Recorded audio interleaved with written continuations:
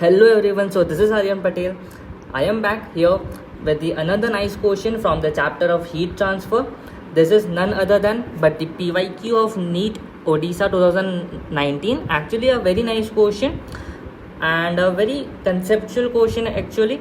But it is the PYQ of NEET Odisha 2019 and it is considered to be the one level up question also from the heat transfer. So that's why I am here to discuss with you this question. So as usual, pause this video here and try to solve this question on your own, and if you are getting any problem regarding this, then do watch the solution of this question. Okay, so question is saying that a deep rectangular pond of surface area A, ठीक है, एक pond है जिसका surface area A दे रखा है, containing a water, of course ये बात है पॉन्ड है तो उसमें वाटर होगा, जिसकी डेंसिटी रो दे रखी है and specific heat capacity S दे रखी है. ठीक है, फिर क्या बोला कि it is located in a region where the outside temperature is at steady value of -26 degree Celsius. यहाँ पे स्टेडी वर्ड भी एक इंपॉर्टेंट वर्ड है. क्या बोला कि जो पॉन्ड है जिसका मतलब रेक्टेंगुलर पॉन्ड है जिसका सरफेस एरिया ए है, जिसके अंदर रो डेंसिटी का वाटर है एंड जिसकी स्पेसिफिक कैपेसिटी एस है, वो एक ऐसे रीजन में लोकेटेड है जहाँ का आउटसाइड टेम्परेचर एक स्टेडी एक कांस्टेंट वैल्यू पे है, जो टेम्परेचर है -26 डिग्री सेल्सियस. फिर क्या बोला कि thickness of the frozen ice layer in this pond at a certain instant is x, taking the thermal conductivity of ice as K and its specific latent heat of fusion as L, the rate of increase of the thickness of the ice layer at this instant will be given by. Okay, तो actually मैं आपको थोड़ा सा diagram बना के आपको try करता हूँ. ठीक है, मान लो कि ये आइस है. ठीक है, यहाँ पर मैं थोड़ा सा थिकनेस यहाँ पर इंक्रीज कर देता हूँ. Okay, this is the ice. Let's consider this to be ice. Okay, अब एक्चुअली क्या होता है कि अगर बाहर का टेम्परेचर -26 डिग्री सेल्सियस अगर इतना ठंडा है तो ऑफकोर्स ही बात है जो लेक्स होगी उसमें बर्फ़ जमने लगेगी. एंड आपने कंसेप्ट पढ़ा होगा कि जो हम लेक्स होती है उसमें जो आइस का फॉर्मेशन होता है वो नीचे से नहीं होता, वो कहाँ से होता है, ऊपर से होता है. ठीक है, तो ये कंसेप्ट आपने ज़रूर पढ़ा होगा थर्मल कंडक्टिविटी ऑफ मैटर वाले चैप्टर में और हीट ट्रांसफ़र वाले चैप्टर में बेसिकली.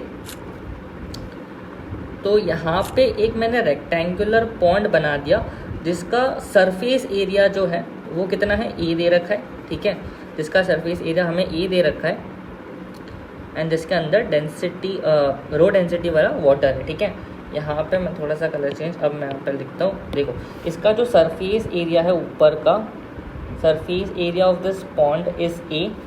ठीक है, अब ये आइस ऊपर जम चुकी है एंड इसकी थिकनेस इनिशियली एक इंस्टेंट पे हमें एक्स दे रखी है. ठीक है, इस आइस की थर्मल कंडक्टिविटी के है and latent heat of fusion L है. आई होप आप सबको लेटेंट हीट ऑफ फ्यूजन पता होगा. क्या होता है एक्चुअली, आइस जब 0 डिग्री सेल्सियस पे होता है वो जब कन्वर्ट होता है water at 0 degree Celsius without the change in temperature. देखो, आइस 0 डिग्री सेल्सियस से वाटर 0 डिग्री सेल्सियस में जब चेंज आता है तब रिक्वायर्ड अमाउंट ऑफ हीट जो होती है, मतलब 1 ग्राम आइस को जो कि 0 डिग्री सेल्सियस पे है उसको कितनी हीट चाहिए to convert into the water of 1 gram at 0 degree Celsius. जितनी हीट चाहिए उसको हम क्या बोलते हैं, लेटेंट हीट ऑफ फ्यूजन, जिसका फॉर्मूला होता है L = dq/m. ठीक है, तो हीट dq = लिख सकते हैं m × L, मतलब जितनी मास है आइस की into latent heat of fusion अगर हम मल्टीप्लाई कर देंगे तो हमें टोटल अमाउंट ऑफ हीट मिल जाएगी कि m मास ऑफ आइस को m मास ऑफ वाटर में कन्वर्ट करने के लिए जितनी dq हीट चाहिए वो हमें m × L से हम ले सकते हैं. ठीक है, तो this is the some basic information about the latent heat of fusion. ठीक है, अब यहाँ पे नीचे क्या है, वाटर है. सराउंडिंग का जो टेम्परेचर है यहाँ पे, जो इस पॉन्ड के सराउंडिंग का जो टेम्परेचर है वो हमें -26 डिग्री सेल्सियस हमें दे रखा है. ठीक है, एंड हमें पूछा है कि देखो अभी भी ये आइस जब एक्स थिकनेस जितनी थिक है, अभी भी ये आइस का जो लेयर है वो ना धीरे धीरे ग्रो करता जाएगा नीचे की तरफ. ठीक है, आइस हमेशा ऊपर से ग्रो करते करते हुए नीचे आती है. ठीक है, आइस की जो थिकनेस है वो हमेशा नीचे की ओर इंक्रीज करती रहती है. ठीक है, तो एक पर्टिकुलर इंस्टेंट पे जब इसकी थिकनेस एक्स है उस इंस्टेंट पे हमें फाइंड करना है कि dx/dt क्या होगा. dx बाई dt क्यों? बिकॉज हमें क्या पूछा है कि the rate of increase of the thickness, मतलब ये x कितनी तेज़ी से इंक्रीज कर रहा है, राइट? तो x कितनी तेज़ी से इंक्रीज करेगा dx बाई dt से, तो हमें वही फाइंड करना है, that is the rate of increase of thickness of this ice layer. तो हमें dx बाई dt फाइंड करना है। तो हम क्या अज्यूम कर लेते हैं कि इस पर्टिकुलर इंस्टेंट पे जब यहाँ पे एक्चुअली क्या बोल सकते हैं कि x थिकनेस ऑफ आइस हमारे पास हो चुकी है, तब dt टाइम में, उसके जस्ट dt टाइम में एक dx लेंथ जितनी और आइस का फॉर्मेशन हुआ dt टाइम के अंदर dx लेंथ जितनी आइस, मतलब dx लेंथ जितनी थिकनेस की आइस की एक और लेयर बनी, ओके हाँ, मतलब इतनी लेयर और वाटर से आइस में कन्वर्ट हुई। अब देखो, वाटर से जब आइस में कन्वर्ट होगा तब एनर्जी जो होती है और heat, you can say heat release होती है, ठीक है? तो अब इतनी dx लेंथ जितनी या dx थिकनेस जितनी आइस जब कन्वर्ट हुई वाटर से आइस में, तब एनर्जी रिलीज हुई होगी। लेट्स से कि यहाँ से, मतलब इस थिकनेस से dq amount of heat release हुई, ठीक है? तो वो dq की वैल्यू कितनी होगी?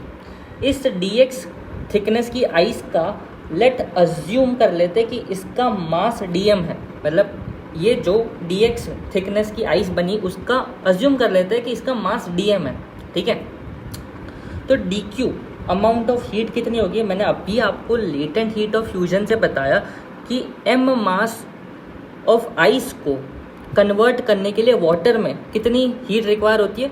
मास को मल्टीप्लाई कर दो लेटेंट हीट ऑफ फ्यूजन से। तो यहाँ पे dm मास जितनी आइस अगर मेरे पास वाटर से आइस में कन्वर्ट हुई, वाटर से आइस में कन्वर्ट हुई, तो जो एनर्जी रिलीज होगी वो कितनी होगी? dq is equal to dm into latent heat of fusion. तो इतनी, मतलब dm इंटू l जितनी हीट रिलीज हुई होगी, राइट? अब देखो, जितनी हीट जो है वो रिलीज हुई, अब इस आइस के जो स्लैब है, जो आइस का एक स्लैब है, बेसिकली वहीं से तो यहाँ पे कंडक्ट होके वहाँ पे जाएगी, राइट? ये जितनी भी dq हीट रिलीज क्यों हुई? सबसे पहले बिकॉज यहाँ पे वाटर का कन्वर्जन हुआ आइस के अंदर। जब वाटर का कन्वर्जन हुआ आइस के अंदर तो एनर्जी रिलीज होती है। हमने अज्यूम किया कि वो dq अमाउंट ऑफ हीट जो है वो रिलीज हुई, राइट? और वो dq अमाउंट ऑफ जो जितनी भी हीट रिलीज हुई होगी इस कन्वर्जन से, वाटर इनटू आइस के कन्वर्जन से, वो सारी की सारी dq अमाउंट ऑफ हीट कहाँ जाएगी? इस ग्लास स्लैब के थ्रू ही तो जाएगी। तो मतलब बेसिकली इस dq हीट का इस आइस के स्लैब के थ्रू कंडक्शन होगा, राइट?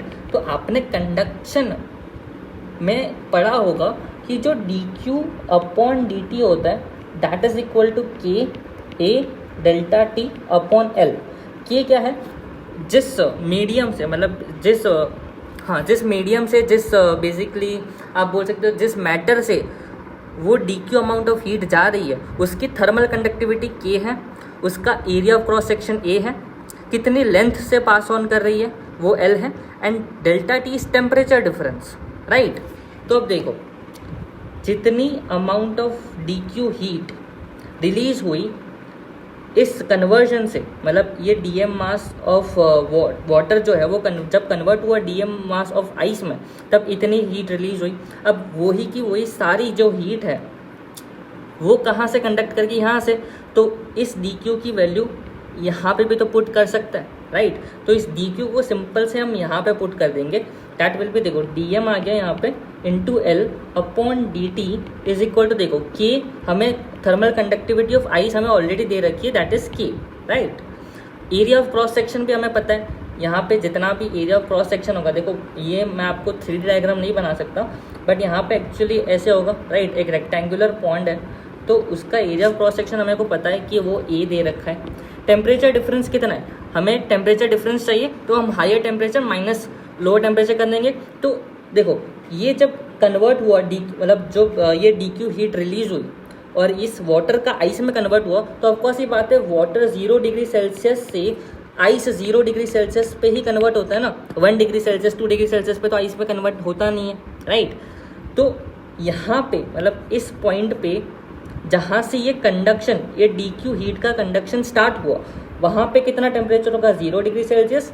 एंड इसके एंड पे मतलब इस आइस के जस्ट ऊपर सराउंडिंग का टेम्परेचर होगा दैट इज -26 डिग्री सेल्सियस। तो यहाँ पे हायर टेम्परेचर कौन सा है, ऑफकोर्स ये पता है 0 degree Celsius is a higher temperature than the -26 degree Celsius. तो higher temperature minus lower temperature, higher temperature 0 degree Celsius minus lower temperature कितना है, -26 degree Celsius, right, divided by L। यहाँ पे L क्या है, DQ हीट ने कितना travel किया, इसने बेसिकली x डिस्टेंस ट्रैवल किया, राइट, बिकॉज उस इंस्टेंट पे कितनी थिकनेस थी आइस की, x थी।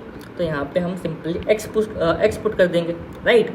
अब देखो हमारे पास L है, K है, A है, और यहाँ पे 0 माइनस ऑफ 26 कितना आ गया, 26 आ गया, सिंपल से, ओके। अब टेम्परेचर डिफरेंस को आप चाहो तो केल्विन में कन्वर्ट कर सकते हो। 0 डिग्री सेल्सियस को आप लिख देना कि इट इज़ 273 एंड -26 को आप 273 -26 भी लिख सकते हो, बट कोई मतलब नहीं है। हमेशा टेम्परेचर डिफरेंस जो होता है, जो डेल्टा टी हो, वो केल्विन में एंड डिग्री सेल्सियस में हमेशा सेम आएगा, ठीक है। तो मैं यहाँ पे कन्वर्जन नहीं कर रहा हूँ कि सबसे पहले 0 डिग्री सेल्सियस को मेरे को कन्वर्ट करना पड़ेगा केल्विन में, फिर -26 को मैं कन्वर्ट करूँगा केल्विन में, एंड फिर उन दोनों का डिफरेंस लूँगा। तो इतना मजूरी हमें करने की ज़रूरी नहीं है, ठीक है। टेम्परेचर डिफरेंस डिग्री सेल्सियस में हो या केल्विन में हो, सेम ही रहेगा, ठीक है। तो यहाँ पे टेम्परेचर डिफरेंस जो आएगा वो 26 का ही आएगा, राइट। तो यहाँ पे हम क्या लिख सकते हैं कि dm into L upon dt is equal to K into A into 26 आ गया यहाँ पे, एंड यहाँ पे x, ठीक है। अब देखो dm मास बस हमारे पास नहीं है, बिकॉज हमें नहीं पता कि dm मास कितना है, कितनी आइस कन्वर्ट हुई, कितनी मास की कितने मास का वाटर कन्वर्ट हुआ आइस के अंदर, हमें नहीं पता, राइट। तो मैं मास को क्या लिख सकता हूँ, मास को लिख सकते हैं डेंसिटी इंटू वॉल्यूम, राइट। तो डेंसिटी इंटू वॉल्यूम को भी तो लिख सकते हैं कि एरिया इंटू लेंथ। अब देखो dm मास जितनी आइस हमने ये वाले लेयर को अज्यूम किया था, राइट, ये वाले लेयर को अज्यूम किया था जो कि कन्वर्ट हुई वाटर से आइस के, तो डेंसिटी इंटू वॉल्यूम क्या लिखेंगे, देखो एरिया तो एक क्रॉस सेक्शन वो ए है, बट उसकी लेंथ कितनी है, dx जितनी, राइट, dx जितनी। तो यहाँ पे हम सिंपल लिख सकते हैं dx। तो dm जो मास है आइस का, मतलब जो वाटर का जो कि आइस में कन्वर्ट हुआ एक्चुअली, dx थिकनेस की जो आइस बनी उसका मास हमने कैसे कैलकुलेट किया, डेंसिटी इंटू वॉल्यूम से। वॉल्यूम कैसा आया, एरिया इंटू लेंथ से, राइट। एरिया हमारे पास ए दे रखा था एंड हमने अज्यूम किया कि dx जितनी थिकनेस की आइस बनी हमारे पास, तो a into length that is a into dx। तो हमारे पास dm की वैल्यू आ गई। तो यहाँ पे हम सिंपली पुट कर सकते हैं कि dm को हमने लिख दिया rho into a into dx, यहाँ पे l था पहले से, upon dt is equal to k a 26 upon x। देखो a से a कैंसिल हो गया, हमको चाहिए क्या था, dx बाई dt। तो dx बाई dt मेरे को इस इक्वेशन से क्या दिख रहा है कि it is k 26 upon row xl, right. तो हमारे पास ये फाइनल आंसर आ चुका है, बिकॉज हमको dx बाई dt ही चाहिए था, that is the rate of increase of thickness of this ice on this pond, right. And वो क्या था, dx बाई dt था, एंड dx बाई dt हमें फाइंड करना था। तो हमारे पास आंसर जो आया है वो बिल्कुल डी ऑप्शन से मैच कर रहा है, that is 26k upon rho XL। यहाँ पे S का कोई भी टर्म नहीं आएगा, बिकॉज जब वाटर 0 डिग्री सेल्सियस से आइस में कन्वर्ट हो रहा है 0 डिग्री सेल्सियस में, तो उसमें स्पेसिफिक हीट टेम्परेचर में कोई मतलब उसका कोई लेना देना ही नहीं है, बिकॉज स्पेसिफिक हीट कैपेसिटी तो तब आती है जब टेम्परेचर में चेंज होता है। ना तो यहाँ पे सराउंडिंग का टेम्परेचर चेंज हो रहा है, ना तो इस पॉइंट का टेम्परेचर चेंज हो रहा है, बिकॉज ये वाटर सबसे पहले 0 डिग्री सेल्सियस पे था, वो आइस में कन्वर्ट हुआ 0 डिग्री सेल्सियस पे। तो यहाँ पे भी टेम्परेचर का कोई डिफरेंस नहीं आया, ना तो इस सराउंडिंग में टेम्परेचर का कोई डिफरेंस आया, दैट्स वाई यहाँ पे S का कोई टर्म आएगा ही नहीं, राइट। तो पहले तो ऑप्शन तो ऐसे भी गलत बोल ही सकते थे आप, बट ठीक है, हमने सॉल्व करके भी देख लिया कि जो आंसर आ रहा है that is k26 upon rho XL। यहाँ पे कभी कभी ये जब आइस का फॉर्मेशन होता है, राइट, तो कभी कभी ऐसा पूछ लेते हैं कि अगर मान लो x लेंथ, x थिकनेस जितनी आइस अगर t टाइम में बनी है, तो 2x जितनी कितने में बनेगी, तो यहाँ पे आप देख सकते हो, देखो अगर मैं x को इस तरफ ले जाऊँ तो x dx is equal to k 26 upon rho L, यहाँ पे dt को मैंने यहाँ पे सिंपली इस तरफ रख दिया। तो देखो आप यहाँ पे इंटीग्रेट कर सकते हो, एंड यहाँ पे इंटीग्रेशन की मान लो कि अब x1 जितनी थिकनेस थी और बाद में फाइनल x2 थिकनेस है, राइट। और यहाँ पे पहले जो x1 थिकनेस थी उसको हम 0 टाइम अज्यूम कर लेते हैं, एंड टाइम t में x1 से x2 थिकनेस बढ़ गई। तो यहाँ पे क्या आ जाएगा, सिंपल से x² अपॉन 2, यहाँ से लिमिट आ जाएगी x1 से x2 is equal to k 26 upon rho L, and यहाँ पे dt का इंटीग्रेशन सिंपल से t हो जाएगा एंड t यहाँ पे आ जाएगा, ठीक है। तो देखो आप यहाँ से सिंपल से देख सकते हो कि x2 का स्क्वायर माइनस x1 का square is equal to k 26 upon rho L t, right, upon 2। तो ये इक्वेशन हमारे पास बन के आ रही है। तो अगर मैं मान लेता हूँ कि सबसे पहले इन्होंने बोला कि सबसे पहले x लेंथ मतलब x थिकनेस जितनी आइस बनी, ठीक है, तो x1 पहले मतलब इनिशियल थिकनेस क्या रही होगी 0 एंड फाइनल थिकनेस x रही होगी। तो सिंपल से यहाँ पे क्या आ जाएगा कि x² upon 2 is equal to k 26 and t1 time assume कर लेते हैं कि 0 थिकनेस से x थिकनेस तक मतलब x थिकनेस ऑफ आइस जमने तक t1 टाइम लगा, तो राइट, तो k 26 t1 upon rho L आ जाएगा, राइट।